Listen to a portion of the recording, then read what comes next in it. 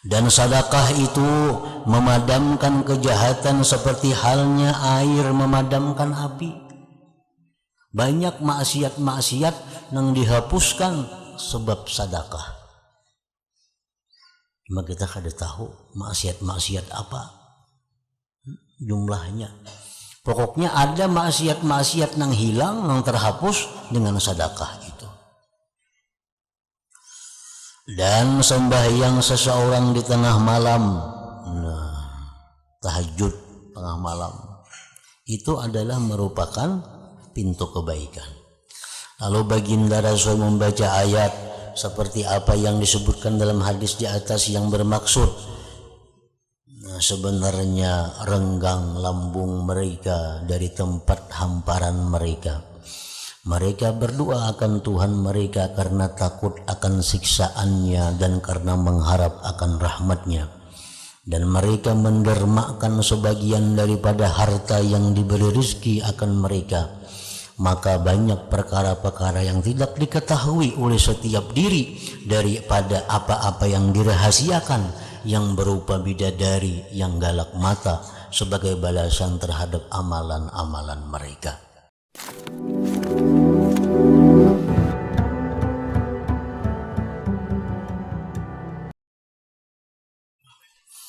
Bismillahirrahmanirrahim. Alhamdulillahirabbil alamin. Wassalatu wassalamu ala asyrafil anbiya wal mursalin sayyidina Muhammadin wa ala alihi wa sahbihi ajmain. Hadis ke-22. Hendaklah senantiasa bertakwa. An Abi Dzarrin wa Muadzin radhiyallahu anhuma an Rasulillah sallallahu alaihi wasallam qala ittaqillah haitsu ma kunta wa atbi'is sayyi'atal hasanata tamhuha wa khaliqin nasa bi khuluqin hasan. Rawahu Tirmidzi wa qala haditsun hasan. Artinya daripada Abu Dzar dan Muadz radhiyallahu anhuma, daripada Rasulullah sallallahu alaihi wasallam, baginda bersabda, bertakwalah kepada Allah, bertakwalah kamu akan Allah di mana saja kamu berada. Maksudnya baik di tempat yang sunyi atau di tempat orang banyak, baik di tempat yang diketahui orang atau di tempat yang tidak diketahui orang. Di mana saja kamu berada. Dan ikutkanlah kejahatan dengan kebaikan.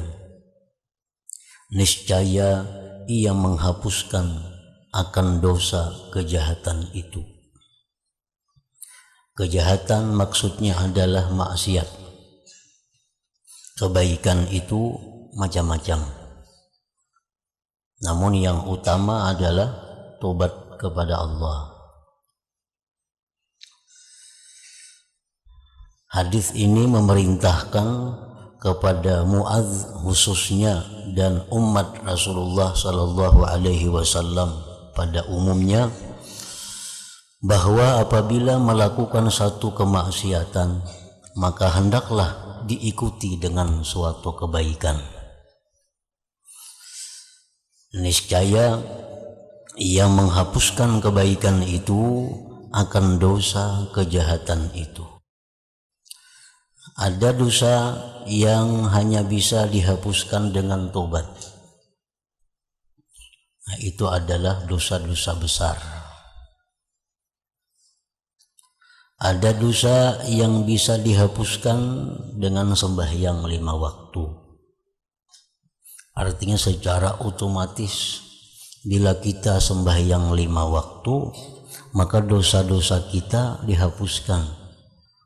Itu adalah dosa-dosa yang dimasukkan dalam golongan dosa yang kecil. Sembahyang zuhur itu menghapus dosa yang terjadi di antara subuh dan zuhur. Sembahyang asar menghapuskan dosa yang terjadi antara zuhur dan asar. Sembahyang maghrib menghapuskan dosa yang ada antara asar dan maghrib.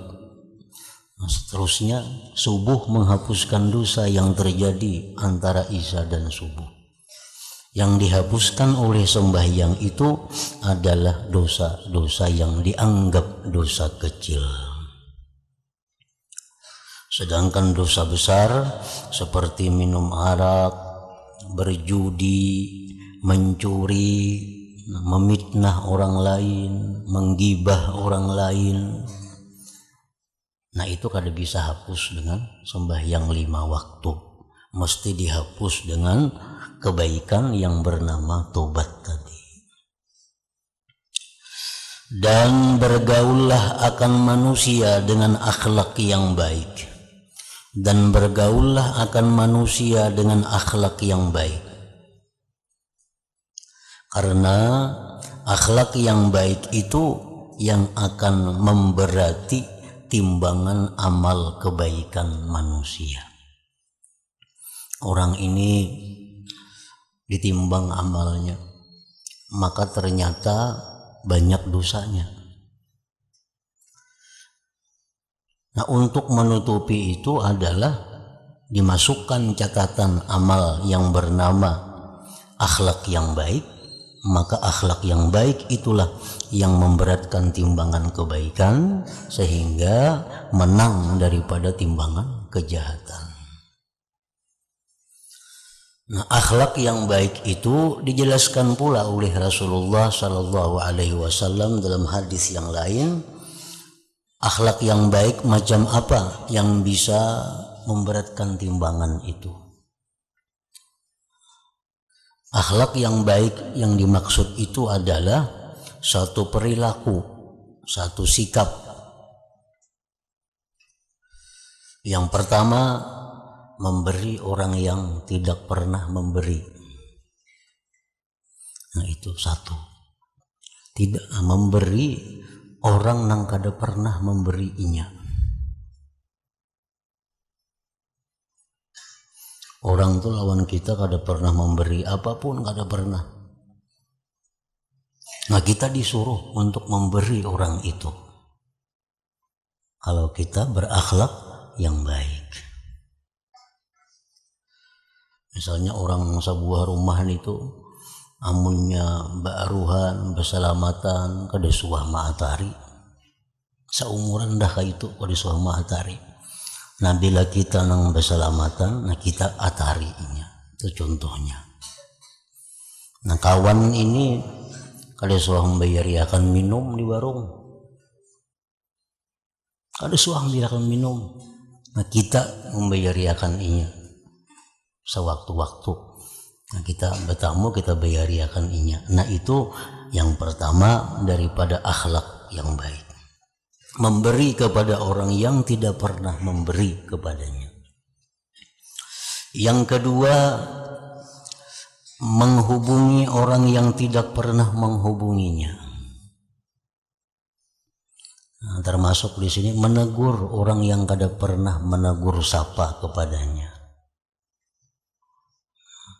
Mengirimkan salam kepada orang yang tidak pernah kirim salam kepadanya.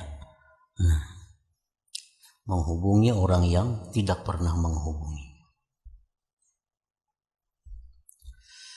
Yang ketiga, memaafkan orang yang berbuat aniaya kepadanya.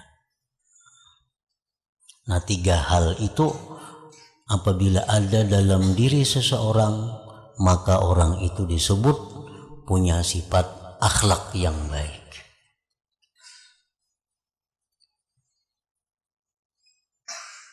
Memberi kepada orang yang tidak pernah memberi, menghubungi orang yang tidak pernah menghubungi, memaafkan orang yang aniaya atasnya, memaafkan orang yang menyakitinya. Nah, ini satu derajat yang tinggi. Nah, lawannya akhlak yang baik itu akhlak yang buruk. Akhlak yang buruk itu kayak apa? Akhlak yang buruk itu menyakiti orang yang berbuat baik kepadanya. Nah, itu akhlak buruk. Menyakiti orang yang berbuat baik kepadanya.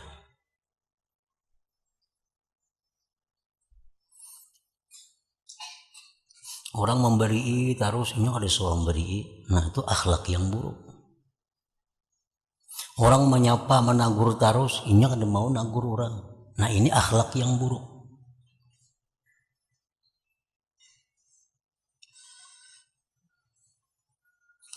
Di antara akhlak baik, akhlak buruk itu ada satu akhlak yang ini disebut kada sampai kepada derajat baik, tapi kada juga disebut derajat yang buruk. Di tengah-tengahnya ada akhlak. Apa akhlaknya?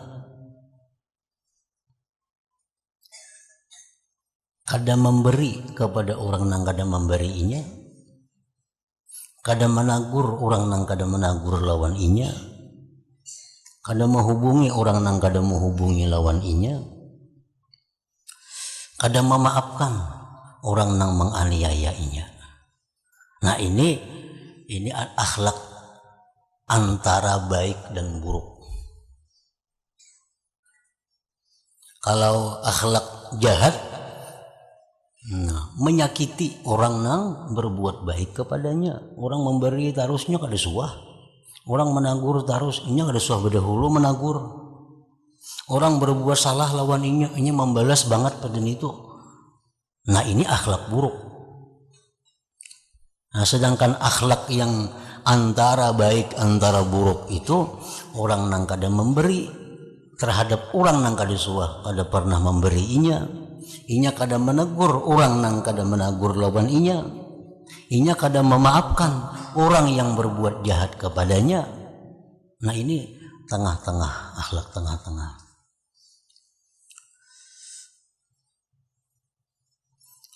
Nah, akhlak yang tengah ini bisa dianggap akhlak yang baik bila dibanding dengan akhlak yang buruk. Tetapi akhlak yang tengah ini bisa dianggap belum baik bila dibanding dengan akhlak yang baik.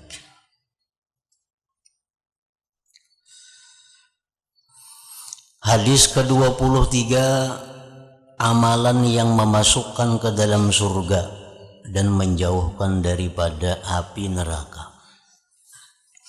An Mu'adz bin Jabal radhiyallahu anhu qala qultu ya Rasulullah akhbirni bi'amalin yudkhiluni al-jannata wa yubaiduni anin nar. Qala laqad sa'alta an azim wa innahu la yasirun ala man yassarahu Allah ta'ala alayhi. Ta'budullah wa la tusyriku bihi syai'a wa tuqimus salah wa tu'tiz zakah wa tasumu ramadan wa tahujjul baita. ثم قال ألا أدلك على أبواب الخير الصوم جنة والصدقة تطفئ الخطيئة كما يطفئ الماء النار وصلاة الرجل في جوف الليل. ثم تلا تتجافى جنوبهم عن المضاجع يدعون ربهم خوفا وطمعا ومما رزقناهم ينفقون فلا تعلم نفس ما أخفي لهم من قرة أعين جزاء بما كانوا يعملون. ثم قال ألا أخبرك برأس الأمر وعموده وذروة سنامه. قلت بلى يا رسول الله. قال رأس الأمر الإسلام وعموده الصلاة وذروة سنامه الجهاد. ثم قال ألا أخبرك بملاك ذلك كله. قلت بلى يا رسول الله. قال فأخذ بلسانه وقال كف عليك هذا. فقلت يا نبي الله وإنا لمؤاخذون بما نتكلم به. فقال ثقلتك أمك. وهل يكب الناس في النار على وجوههم أو قال على مناخرهم إلا حصائد ألسنتهم. رواه الترمذي وقال حديث حسن صحيح. Artinya daripada Mu'adz bin Jabal radhiyallahu anhu berkata, aku bertanya, wahai Rasulullah, bolehkah engkau kabarkan akan daku dengan amalan yang dapat memasukkan aku ke dalam surga dan menjauhkan aku daripada api neraka?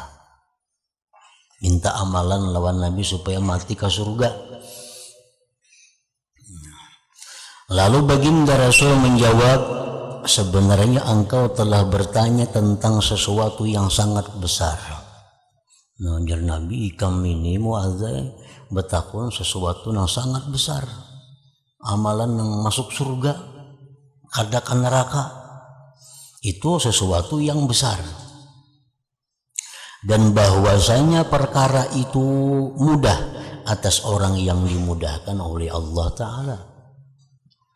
Amalannya Nabi berat, amalannya susah supaya masuk surga itu, amalannya sulit supaya jangan masuk neraka itu. Tetapi ujar Nabi, yang sulit-sulit itu mudah, nyaman bagi orang yang dimudahkan Allah. Namun orang yang sudah dimudahkan Allah, artinya orang yang sudah memang ditakdirkan Allah sebagai penghuni surga, amalan itu kada sulit. Tapi bagi orang yang ditakdirkan Allah sebagai ahli kejahatan, yang ditakdirkan Allah sebagai ahli neraka, maka amalan ini sangat sulit. Amalan itu ialah, ujar Nabi kita, wahai Mu'adz, bahwa engkau menyembah akan Allah Ta'ala dan engkau tidak menyekutukan dengannya akan sesuatu.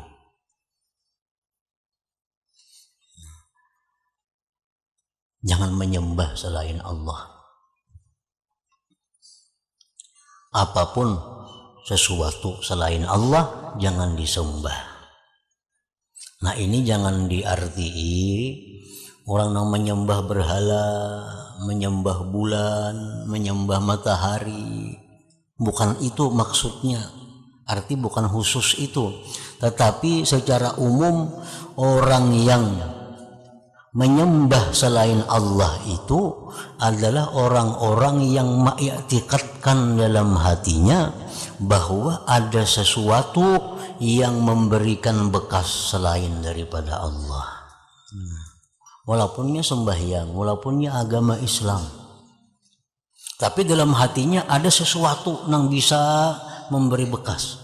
Berarti itu menyekutukan Allah. Sedangkan yang memberi bekas itu hanya satu, yaitu Allah. Yang lain kadada. Nah, bila dalam hati kita ini ada sesuatu yang memberi bekas selain Allah, berarti kita menyekutukan Allah. Jadi jangan dikira seorang ini sudah nyata menyembah Allah kadang menyekutukan, karena kada suah nyembah berhala, kada pernah nyembah matahari, kada pernah nyembah bulan. Padahal banyak orang-orang yang mengaku Islam, sembahyang, orangnya puasa, tapi orangnya itu menyekutukan Allah. Dengan cara apa menyekutukan Allah? Antara lain menyekutukan Allah, mengiktikadkan, meyakinkan di dalam hatinya bahwa sesuatu itu memberi bekas. Nah, contohnya orang sakit. Nah, orang sakit diberi obat lalu sembuh. Nah, inya beranggapan obat itulah yang menyembuhkan inya. Jika kada ada obat itu kada ampih. Dalam hatinya, andai kata obat itu kada diminum, kada mau ampih. Obat tuh bang, nang maampihinya. Nah, ini ngarannya menyekutukan Allah. Padahal sudah kita ketahui yang menyembuhkan itu hanya adalah Allah. Bukan obat, bukan apa, bukan apa. Inya kada obat nama ampihi. Nak membuktikan jarnya ikam jangan minum obat kada mau tuh ampih. Nah, coba ikam kada berobatan, mau lah ampih. Lah mau ampih kalau nah, obat tuh jarnya yang menyembuhkan. Padahal mestinya orang yang beriman, yang kada menyekutukan Allah, mestinya obat itu adalah sebab. Obat itu hanya sebab. Yang menyembuhkan itu adalah Allah Subhanahu wa Ta'ala. Nah, artinya sebab itu apa? Bahwa Allah bisa saja menyembuhkan tanpa melalui obat itu. Dengan cara apakah bisa aja Allah tuh menyembuhkan. Pokoknya yang menyembuhkan tuh Allah. Itu contoh obat. Contoh lain yang banyak orang menyekutukan Allah mengenai rezeki. Nah, orang-orang yang mengiktikadkan dalam hatinya bahwa rezeki itu didapat dengan usaha. Jam ada berusahaan, kayak pemakan. Kayak mau ngurusin anak buah. Jam bagaimana di rumah. Siapa yang memberi duit? Nah, ini sudah mengiktikadkan dalam hatinya bulat kada berusaha, kada boleh duit. Ini orang menyekutukan Allah ngarannya. Nah, jadi banyak orang Islam tapi menyekutukan Allah. Bujuranya kada pernah nyembah berhala, nyembah patung. Tapi i'tikad dalam hatinya, i'tikad seperti orang menyembah berhala itu. Allah bisa mendatangkan rezeki melalui usaha, bisa. Melalui kada usaha, bisa. Jangan dipadahkan, mau kada berusaha di mana boleh duit. Nah, mau kada bercari, mana boleh duit. Jangan dipadahkan kayak itu. Allah bisa menyampaikan duit tanpa melalui dicari, tanpa melalui diusahai. Allah bisa, Allah Maha Kuasa itu. Nah, jadi itu dulu amalan supaya masuk surga nih. Jangan menyekutukan Allah, zahir maupun batin. Nah, yang kedua, dan engkau mendirikan sembahyang. Nah, sudah dijelaskan dalam hadis-hadis dahulu. Pengertian mendirikan itu artinya memelihara sembahyang sesuai syarat rukunnya, adabnya, dan waktunya. Itu orang mendirikan salat, sembahyang didirikan. Ya, dan menunaikan zakat dan berpuasa di bulan Ramadan dan pergi haji ke Baitullah. Nah, itu amalan masuk surga.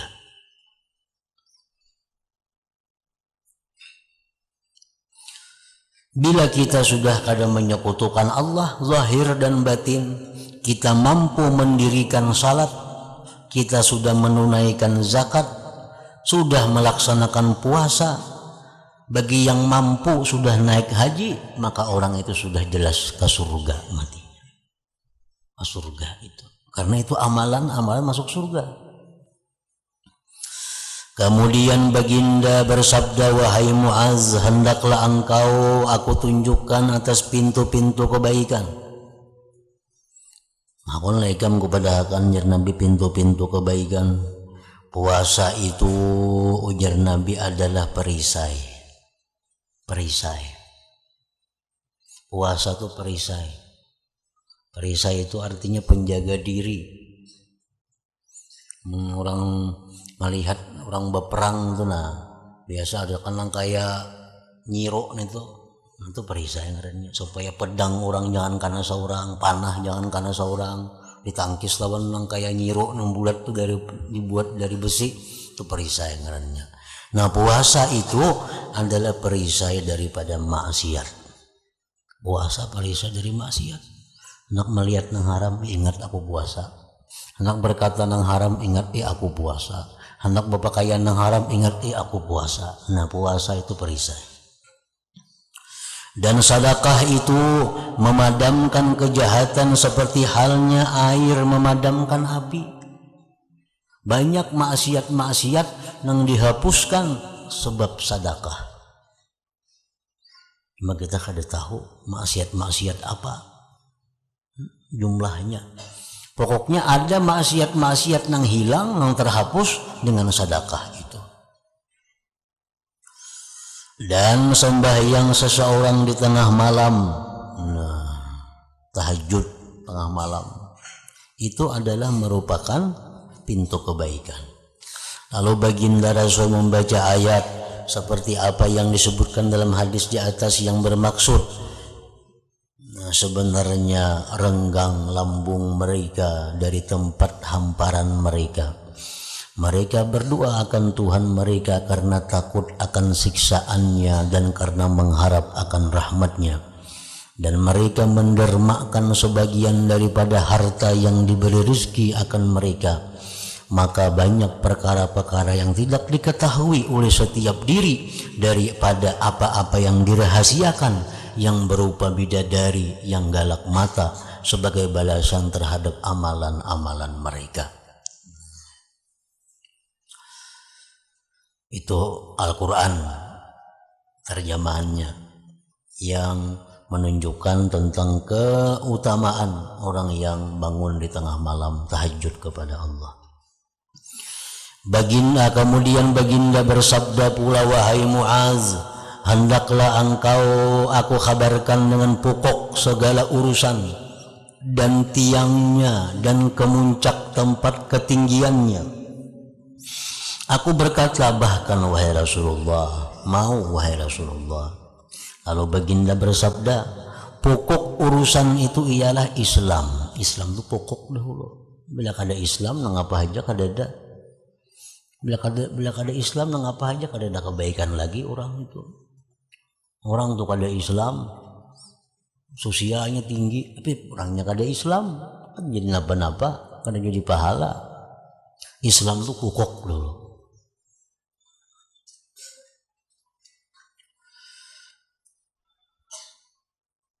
Dan tiangnya ialah sembahyang.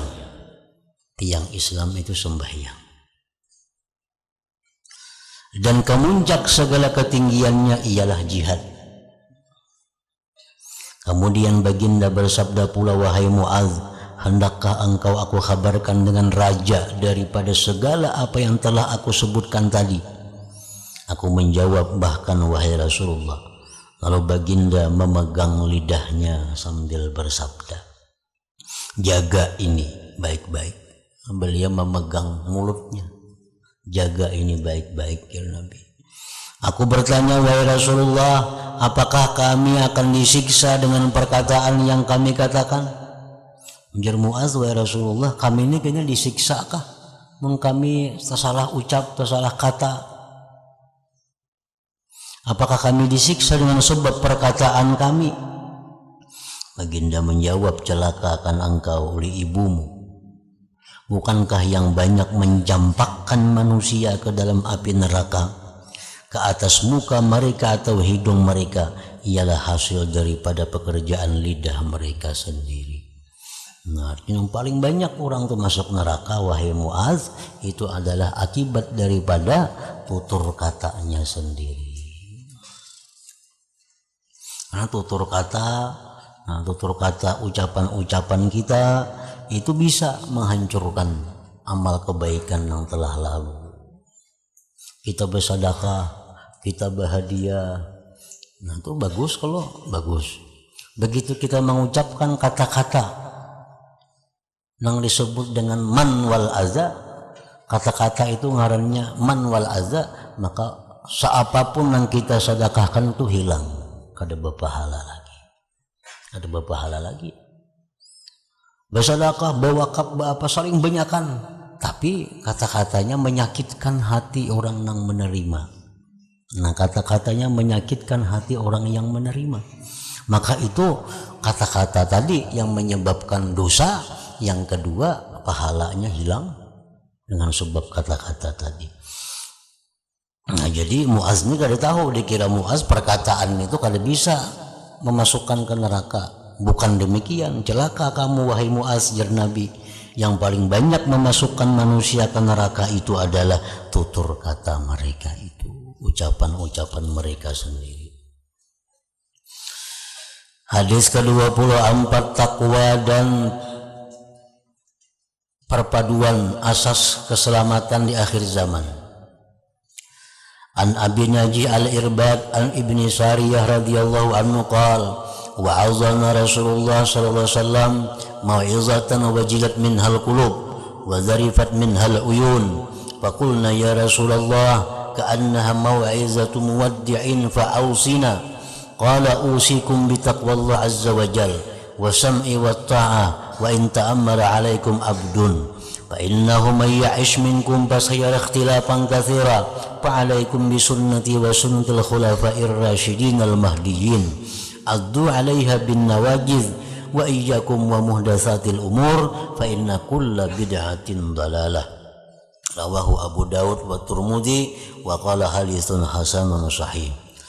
Artinya daripada Abi Najih Al-Irbad bin Sariyah radhiyallahu taala anhu berkata, telah menasihati akan kami oleh Rasulullah sallallahu alaihi wasallam sebagai nasihat yang menggeletar hati kami daripadanya dan mengalir air mata kami dari sebab mendengarnya. Lalu kami berkata, wahai Rasulullah, seolah-olah nasihat ini nasihat orang yang hendak meninggalkan kami buat selama-lamanya. Maka dari sebab itu berwasiatlah olehmu akan kami, wahai Rasulullah. Lalu baginda bersabda, aku berwasiat kepada kamu supaya kamu senantiasa bertakwa akan Allah Ta'ala. Hadis Nabi, Quran, paling banyak sudah wasiat agar kita bertakwa kepada Allah dan mendengar serta patuh kepada pemimpin walaupun yang menjadi pemimpin ke atas kamu itu seorang hamba. Bila ada orang yang diangkat jadi pemimpin, taati pemimpin itu selama ia kadang menyimpang dari aturan Allah. Kita misal mengangkat pemimpin yang apakah? Nah, kita disuruh Nabi taat dengan pemimpin yang diangkat itu, asalkan yang diperintahkan pemimpin itu karena bertentangan dengan perintah Allah.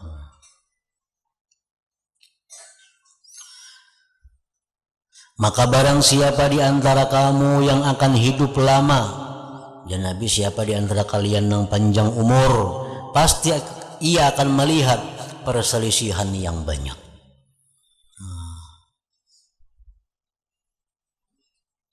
Jadi Nabi siapa yang panjang umur di antara kalian, nah kalian kita akan menemui perselisihan yang banyak di antara kaum muslimin sendiri.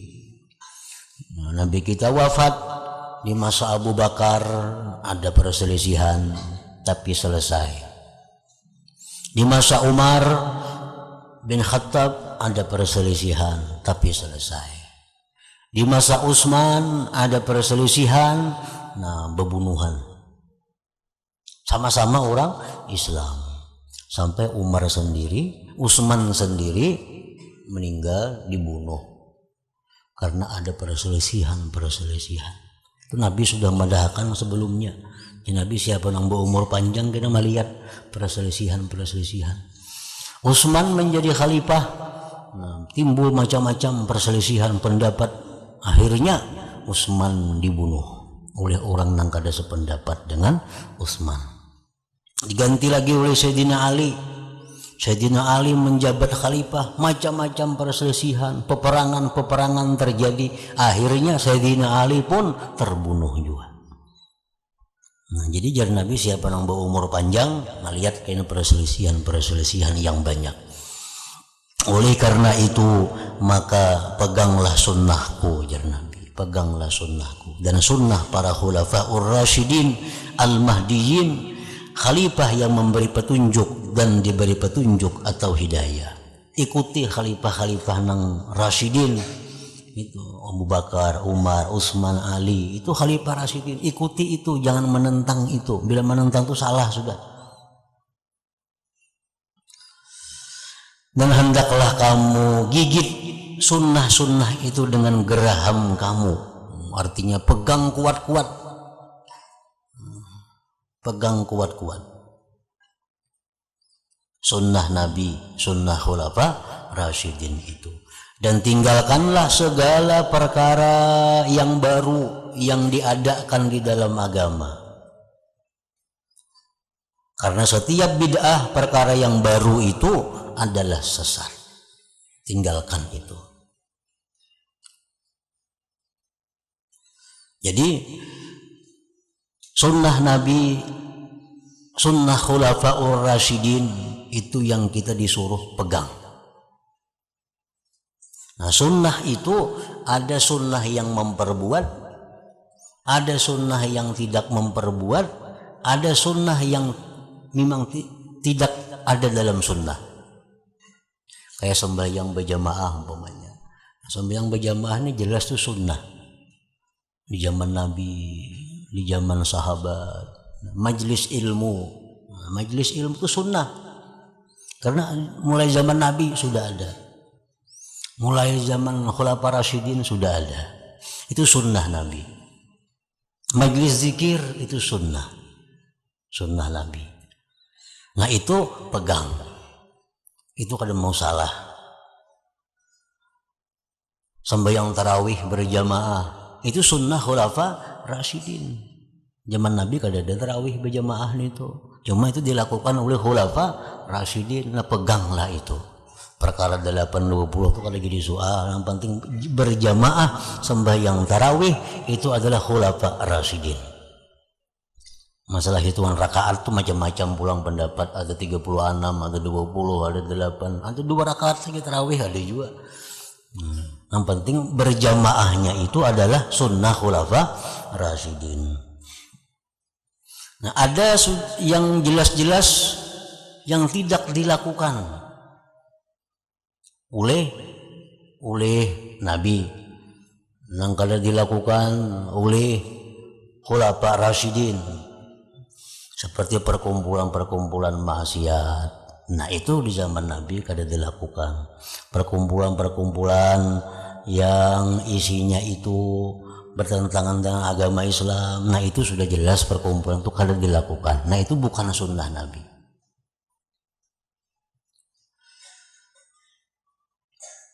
Jadi Nabi kita menyuruh agar kita ini berpegang dengan sunnah beliau dan jangan hendak maulah-ulah ajaran agama. Jangan hendak maulah-ulah ajaran agama nang kada diulah oleh Nabi kita. Jangan hendak memasukkan ke dalam agama satu ajaran, satu apa nang bukan diajarkan oleh Nabi kita. Maka itu disebut ngarannya adalah bid'ah yang sesat. Nah kemudian hadis ke-25, wasiat Nabi SAW kepada Abdullah bin Abbas radhiyallahu anhu.